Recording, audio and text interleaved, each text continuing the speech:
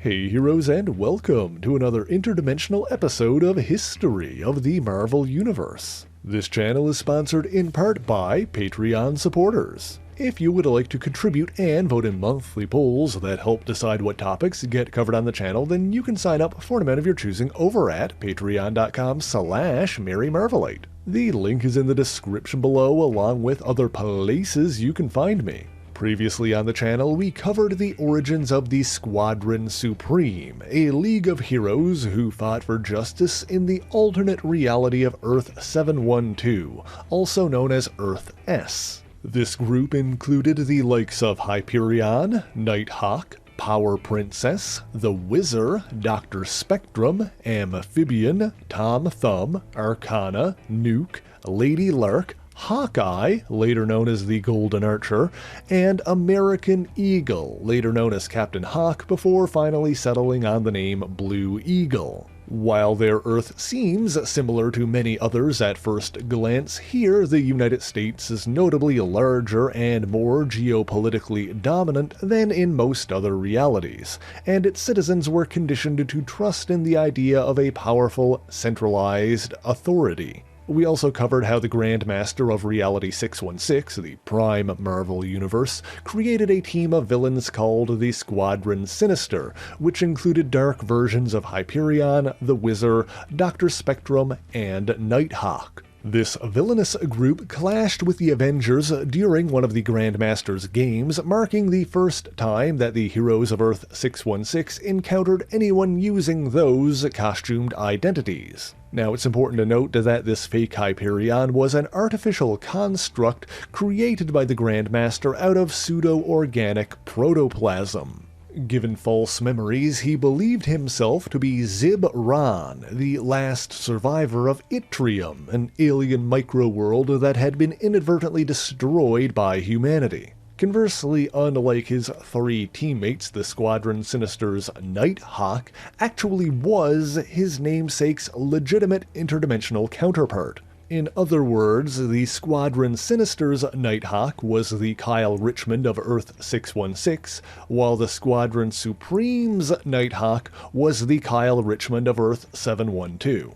The 616 Nighthawk ultimately wound up joining the loose-knit superhero team, the Defenders, but perhaps we'll go more into depth about his overall history another day. For this week, we'll begin with an incident in which a group of Avengers attempted to return to Earth after an adventure on the extra-dimensional planet Polemarchus. In this instance, something went wrong in transit, and 4 of the heroes were inadvertently deposited on Earth S, and clashed with several members of the Squadron Supreme, initially mistaking them for their sinister counterparts. Before too long, however, the two teams joined forces to oppose the rogue genius Arnold Sutton, better known as Brainchild, and in the end the Avengers on Earth 616 successfully brought their lost teammates back home. For the next part of our story, however, we'll stay on Earth 712 and turn our attention towards a wealthy industrialist named Gregory Hungerford Gideon. In this reality, Gideon obtained an ancient artifact called the Serpent Crown, which connected its wearer to the elder god Set. After pledging to serve the Serpent God, Gideon began spreading Set's influence, recruiting to his cause the likes of Justin Hammer, Obadiah Stane, Sebastian Shaw, Cornelius Van Lunt, and Leland Owlsley. Some of those names are probably familiar, as each of them are also notable figures in the Marvel Universe, but of course we're talking about their Earth S counterparts here. Linking their minds to each other and to Set himself through the Serpent Crown, these wealthy conspirators formed a group called the Serpent Cartel, also known as the Cadre Cartel. Plotting to take over the United States, they first sought to eliminate those who could stop them, starting with the world's preeminent mystics, Arcana Jones and Professor Imam.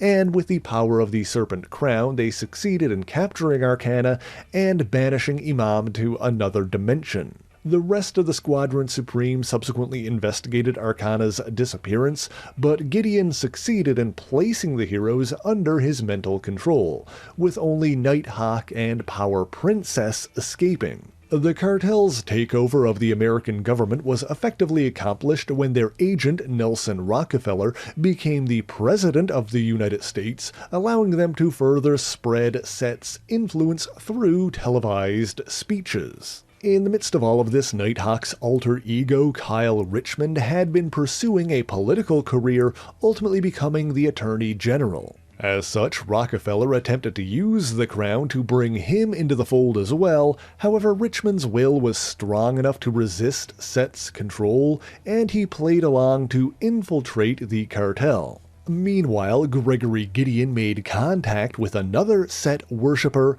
Earth 616's Hugh Jones, the CEO of the Roxxon Corporation. When Roxxon's subsidiary, the Brand Corporation, was subsequently investigated by the Avengers for their illicit activities, Jones had Gideon send members of the Squadron Supreme to combat them. In the end, Jones attempted to get rid of the heroes by sending both the Avengers and the Squadron back to Earth S. However, this would be the beginning of the cartel's downfall, as the Avengers succeeded in seizing the Serpent Crown from President Rockefeller. Taking advantage of this, Nighthawk and Power Princess freed Arcana, who in turn was able to return Professor Imam to their plane of existence. Joining their power, the two mystics were able to free the minds of those influenced by Set, while at the same time the Avenger Beast disguised himself as President Rockefeller so that he could speak to the Squadron Supreme and reveal to them the cartel's widespread corruption.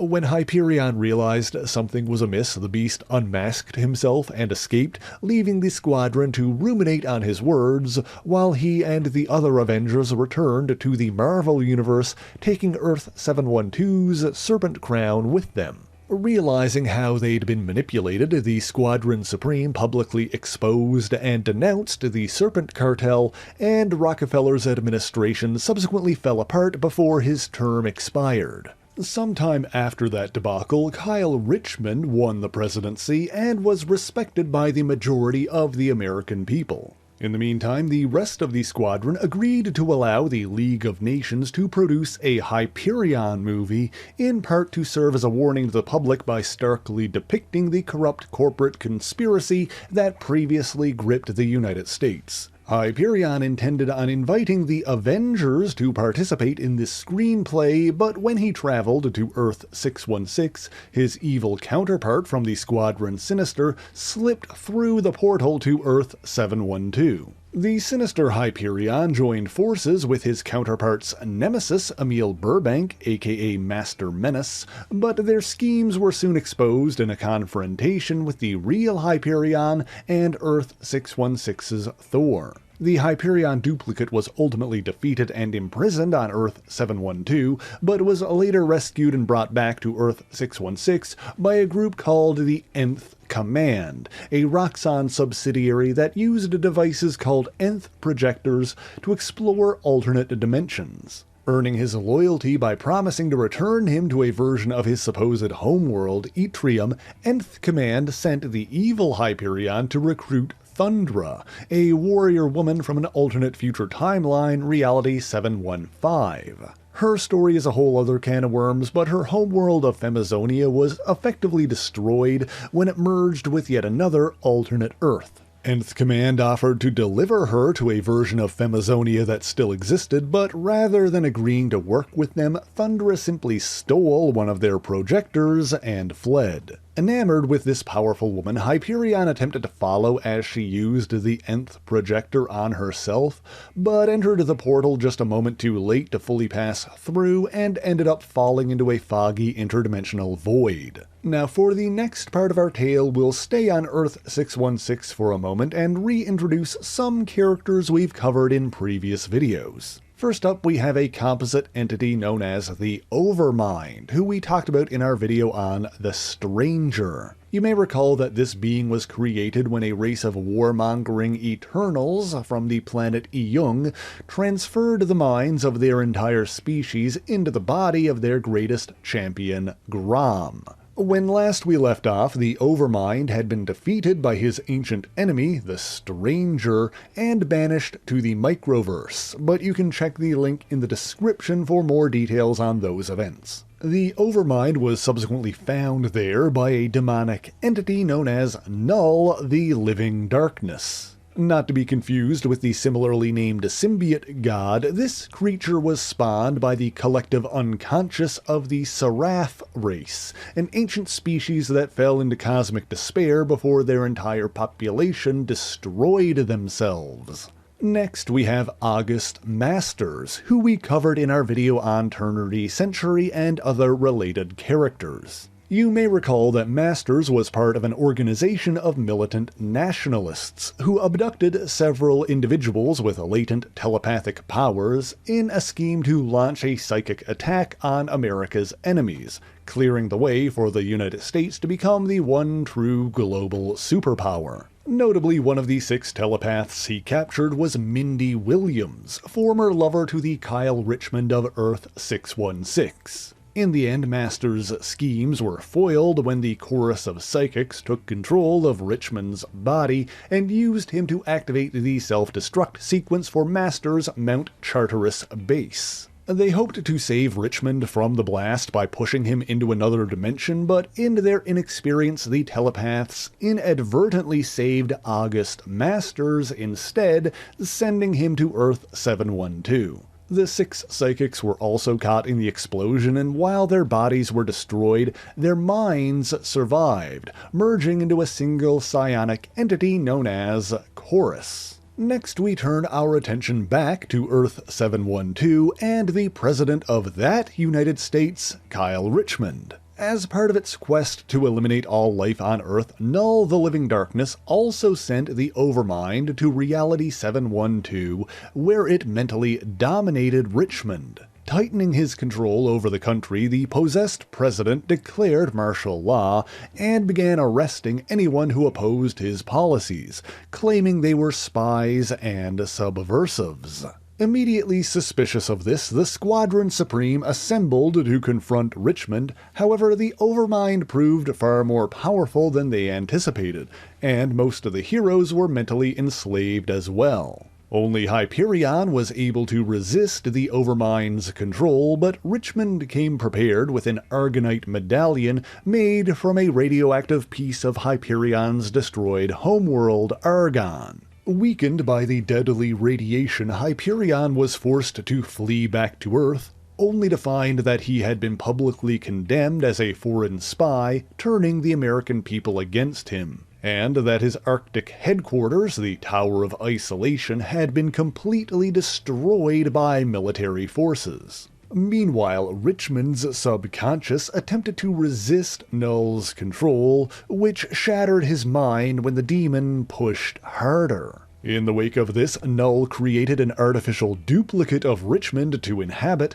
and simply discarded the original. However, this was noticed by the composite psionic entity Chorus, who secretly recovered Richmond's body and attempted to restore his mind by endowing him with the memories of Earth-616's Kyle Richmond. With both the Squadron Supreme and the US military under their control, Null and the Overmind then launched a campaign to conquer the planet, mentally controlling other world leaders and invading countries that resisted by claiming that they were a threat to democracy. With the entire planet under their control, they next established a headquarters on the moon and prepared to begin spreading their influence across the universe. To combat this threat, Chorus, Hyperion, and Nighthawk joined forces and recruited a group of Defendrs from Earth-16 to their cause. Meanwhile, August Masters had found himself in a reality where his dream of global American dominance had come true,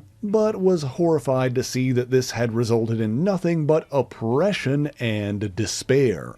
And so, while the Defenders of Earth-616 battled the Squadron Supreme and the Overmind, Masters attempted to take matters into his own hands by assassinating President Richmond, and while he succeeded in killing Null's organic construct, the demon itself emerged immediately thereafter, more powerful than ever. Fortunately, this also freed the Squadron Supreme from Null's influence, and both teams of heroes joined their spirits with Chorus to oppose the living darkness. In the ensuing battle, Null drained the Overmind's mental energies to further empower itself, but this allowed Chorus to inhabit the Overmind's body and gain access to the deepest reaches of Null's psyche. In the end, Chorus was able to reawaken the innocence and light of the Seraph people that was buried within the living darkness, creating an internal conflict that ultimately destroyed Null. In the wake of that conflict, Chorus retained control over the Overmind's physical form, while the spirits of the Defenders and the Squadron Supreme returned to their own bodies. Meanwhile, Nighthawk's mind began to recover, and he realized that he was the Kyle Richmond of 712, not the one of Earth-616. After Chorus explained everything, it returned to Earth-616 along with the Defenders and August Masters, leaving the Squadron Supreme to deal with the fallout from Null's machinations. And fallout there was, as chaos and upheaval spread across the entire world. American civilians were forced to turn to looting to feed their families, while overzealous military forces were more than happy to open fire on them. Meanwhile, the citizens of other nations revolted against their leaders and fought back against American occupation. Members of the Squadron Supreme attempted to quell some of these conflicts, both at home and abroad, but of course there was only so much they could do. On top of all of that, the Squadron Supreme's orbital headquarters, Rocket Central, was badly damaged and fell out of the sky. Before long, Hyperion called the team to a temporary underground base and suggested that the only way to fix the state of the world was for them to take the reins themselves, at least for the time being. He proposed that they seize control of the United States government and not only undo the damage that Null had done, but transform the country into a utopia inspired by the island paradise that the Power Princess had come from. A land free from societal ills like oppression and poverty, where war and crime were obsolete, disease was cured, and pollution was eliminated. Putting this plan to a vote, most of the squadron agreed with Hyperion's Utopia program, all except Amphibian, who had reservations but accepted the decision of the majority, and Nighthawk, who refused to go along with this plan and left the team as a result. Accepting responsibility for his administration's role in the state of the world, Richmond nonetheless stepped down from the presidency, asked his entire cabinet to resign, discharged all high-ranking Pentagon personnel, and publicly released the names of every congressman who supported him. When Hyperion then took the stage to announce his Utopia program, Richmond intended on assassinating him with an Argonite bullet to prevent the squadron from taking over, but in the end he was unable to kill his own comrade in cold blood and stepped aside. Thus, the Squadron Supreme took control of America, promising they would voluntarily step down in 1 year's time. As a demonstration of their sincerity, the squadron members also unmasked themselves during this announcement, revealing their secret identities to the public. While their plan was understandably controversial, particularly among those who suffered under the Richmond administration, the squadron did quickly get to work restoring the country's infrastructure, including utilities and food distribution. They also began the process of disarming the military and civilians alike, as the squadron confiscated and destroyed any gun they could find. Instead, police were issued non-lethal pacifier pistols, while force field belts were made widely available for civilians. While most of the squadron dedicated themselves to these efforts, one member, Nuke, was preoccupied when he learned that his powers had inadvertently inflicted his own parents with deadly radiation poisoning. He went to Tom Thumb, desperate for a solution, but despite his best efforts, Tom was unable to devise a cure, even after discovering that he himself suffered from a similar malady. In a last-ditch effort, he traveled to the 40th century and attempted to bargain with the Squadron's time-traveling enemy, the Scarlet Centurion, who some of you may recognize as a temporal variant of the classic Avengers foe, Kang the Conqueror. The Centurion offered to give Tom a panacea potion that cured every disease known to man, but in exchange he wanted him to poison Hyperion with Argonite, and Tom refused. When Nuke's parents subsequently passed away, the radioactive hero went on a grief-fueled rampage and ultimately perished himself in an ensuing confrontation with Dr. Spectrum. After that, the squadron embarked on what was perhaps their most questionable initiative, the Behavioral Modification Program, or BMOD, which used a device invented by Tom Thumb to reprogram the minds of criminals, essentially brainwashing them into reforming. This was used to great effect on a group of supervillains called the Institute of Evil, which consisted of Dr. Decibel, Ape X, Quagmire, Foxfire, Lamprey, and The Shape. However, the capacity for this technology to be abused became immediately apparent when the Golden Archer used it on his longtime love interest, Lady Lark, brainwashing her into loving him and accepting his proposal of marriage.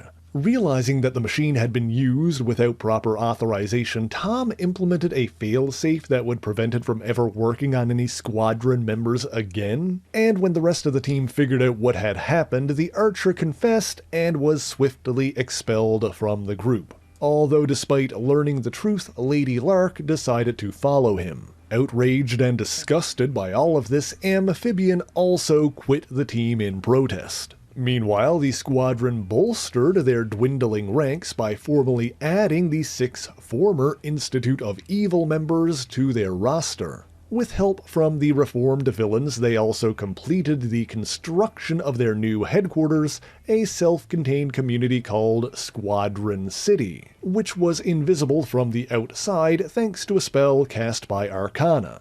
Meanwhile, 3 other costumed criminals, Mink, Remnant, and Pinball, sought to avoid a similar fate by escaping from their world entirely. To this end, they approached the criminal genius Emil Burbank, Master Menace, who used his advanced technology to send them to Earth 616. At the same time, Nighthawk decided that he needed to act and sought help from the retired Wizard Supreme, Professor Imam.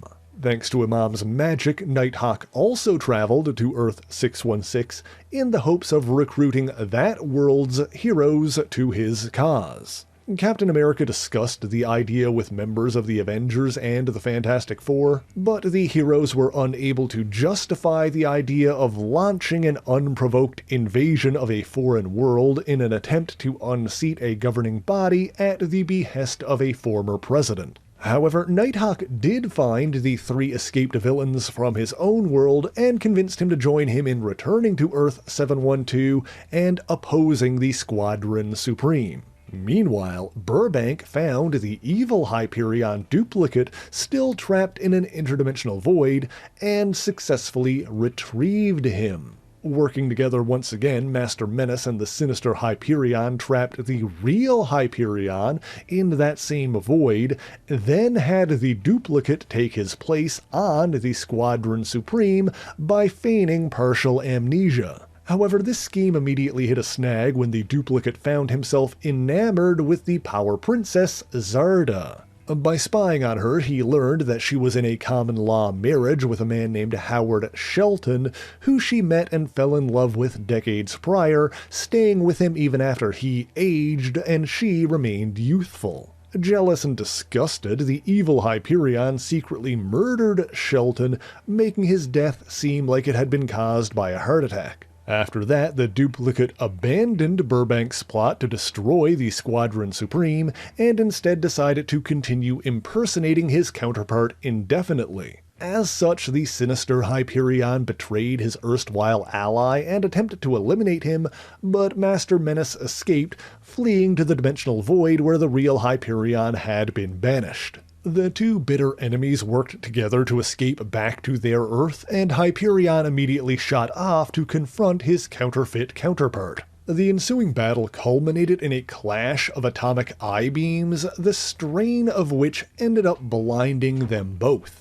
In the end, however, the radioactive fireball generated by their beam struggle caused the pseudo-organic protoplasm that made up the fake Hyperion's body to begin breaking down, and the sinister duplicate melted in Power Princess's arms, begging for forgiveness as he died. The real Hyperion subsequently compensated for his blindness by donning a pair of goggles that allowed him to perceive basic shapes, but nonetheless stepped down as leader of the Squadron Supreme, allowing Power Princess to stay in command. In the wake of everything that had happened, Hyperion and Power Princess realized that they had feelings for each other, and a relationship began to blossom. Meanwhile, Tom Thumb and Ape X completed yet another device, the Hibernaculum, a stasis chamber designed to place people into suspended animation at the moment of death, in the hopes that they could be cured and revived in the future.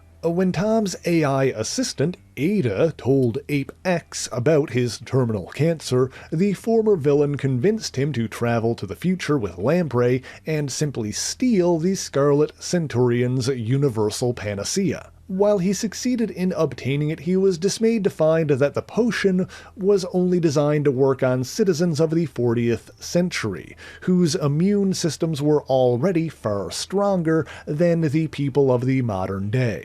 After giving back what he'd stolen, Tom returned to his lab and continued working on projects to better the human condition, and 1 week later he quietly passed away, becoming the first person to be preserved in the Hibernaculum. This wasn't the only loss that the Squadron suffered around this time, as in an earlier incident there was a gas leak at a chemical factory that produced the tranquilizer gas used by law enforcement. The reformed criminal Quagmire successfully pulled all 30 factory workers to safety, but in doing so was exposed to a potentially lethal dose of the pacifier gas and fell into a coma. While in the hospital, his ability to summon a viscous sludge composed of dark force energy flew out of control, and Dr. Decibel was smothered by the extra-dimensional tar, while Quagmire himself fell into the dark force dimension. In the midst of these tragedies, Nighthawk continued to plot against the Squadron and assembled a team of his own, the Redeemers, which included his old foes, Mink, Pinball, and Remnant, as well as his former teammate, the Golden Archer, who sought redemption for himself and changed his moniker and costume, instead becoming the Black Archer. Others he recruited included Michael Redstone, a Native American with superhuman strength and stamina.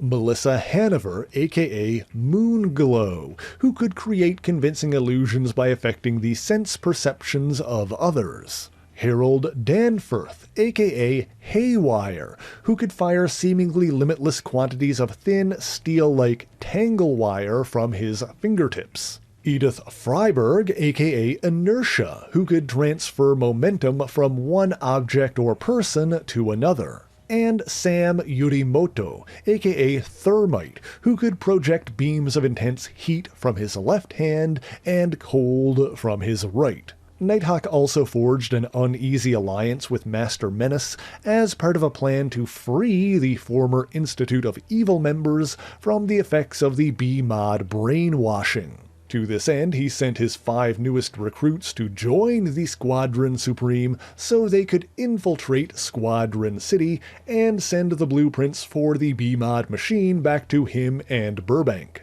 Ape X discovered that Moonglow had accessed and transferred these plans without authorization, but her own mental programming prohibited her from acting against a member of the Squadron. As such, discovering a betrayal from within the Squadron Supreme itself caused a contradiction in her conditioning that ultimately resulted in a mental breakdown. Nighthawk's Redeemers subsequently succeeded in deprogramming the 3 remaining brainwashed villains. However, they were also caught by the Blue Eagle, and Nighthawk reluctantly allowed the others to use the BMOD machine to erase his memory of what they had done.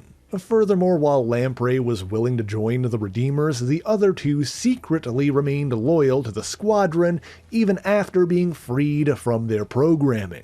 You see, Foxfire had taken a liking to Dr. Spectrum and wanted to pursue a relationship with him, while the Shape befriended Arcana's family and genuinely cared about her and her children. Meanwhile, with a year having elapsed since they took over, the Squadron voluntarily ceded control of regulatory and legislative authority to traditional branches of government, but intended on continuing to be involved with national security, law enforcement, and the maintenance of the utopian systems they had already put into place. Things finally came to a head when Nighthawk and his Redeemers confronted the Squadron directly, demanding they divest themselves from the government entirely. When the Squadron refused, the scene erupted into a brutal battle that resulted in several casualties. After being tripped up by Haywire, the Wizard inadvertently collided with Thermite, damaging his regulator power pack and causing him to lose control of his powers, leaving him in critical condition. The Black Archer successfully destroyed Dr. Spectrum's power prism with a well-placed arrow shot, but when he caught his former ally's falling form, the Blue Eagle struck the Archer in the back of the head with his mace. After that, Lamprey used his energy absorption powers on the Blue Eagle, causing him to fall out of the sky. The Eagle attempted to cushion his fall by landing on the Redeemer Pinball, but inadvertently broke Pinball's back and his own neck, killing them both on impact. Amidst the chaos, Nighthawk spoke with Hyperion and tried to convince him that while the Squadron might have had good intentions, the system they had created could easily be used to create a totalitarian state. And since even they wouldn't be around forever, there was always the danger that control of the government could wind up in the wrong hands once again. Something that they knew all too well by this point. However, Foxfire attempted to aid the Squadron by stopping Nighthawk's heart, killing him instantly, only for her to then be stabbed from behind by the Mink, causing massive internal bleeding. Meanwhile, with the shards of the power prism now embedded in his body, Dr. Spectrum continued to fight, and when Lamprey attempted to drain his energy, Spectrum overloaded him, causing Lamprey to explode. Witnessing all this death, including that of one of his oldest friends, Hyperion surrendered on behalf of the Squadron Supreme. In the wake of this battle, the Black Archer and Foxfire both died in surgery, and Thermite passed away in the hospital sometime thereafter. Taking Nighthawk's words to heart, Hyperion called for the disbanding of the Squadron Supreme and the dismantling of the systems that they had built, bringing their reign, as well as this week's story, to an end. Of course, this would not be the last that the world saw of Hyperion and his allies, but if you want to know what's next for the Squadron Supreme, you'll just have to let me know in the comments. In the meantime, that's all I've got for you this week, and thank you so much for watching this video. If you enjoyed it, be sure to leave a like, subscribe to the channel, and share it on your favorite social media. As always, the issues referenced in this video are listed in the description below if you would like to read them for yourself, as well as links to other places you can find me. Let me give a special shout out to all of my Patreon and Ko-fi supporters, Twitch subscribers, and YouTube members who help make the channel possible. By signing up for any ongoing amount on any of these platforms, you'll get your name in the special thanks here, but Patreon is the one that helps determine what topics get covered on the channel via monthly polls. That being said, if there's anything in particular that you want me to talk about, be sure to let me know in the comments. But that is indeed all I have for you this week, and so until next time, true believers, Excelsior!